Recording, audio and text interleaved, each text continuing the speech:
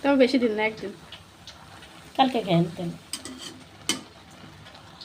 তো জামকে ভালো ভালো আর্মি চাকরি করে রিটায়ার্ড এসে বলছেন না বলেন। আপনি বলেন। শাক সিদ্ধ হয়ে গেছে, এখন নামানো হবে, তারপরে বাগার দিতে হবে, বাগান তেলে দিতে হবে। বেশি দেওয়া হচ্ছে।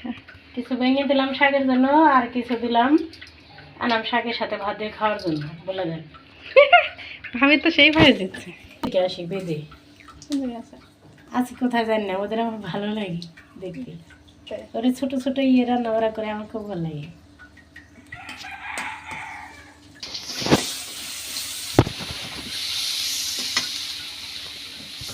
এক চিমটি লবণ দিয়ে দিবেন, তো সে বাগারের কারণে শাকটা মজা লাগবে।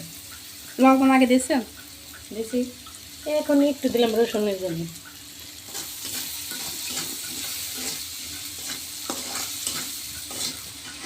লবণ থাকবে না।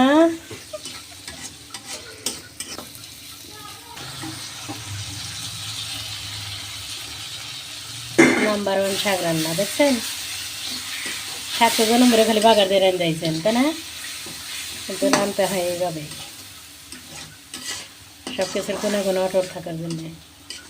মানে মটর থাকবে, মটর থাকবে যে, আর জাল দিচ্ছেন কিসে তরকারিতে, তাও সমস্যা নাই। সমস্যা আছে, বেশি জালে তো বোধহয় থাকে না ভাবি।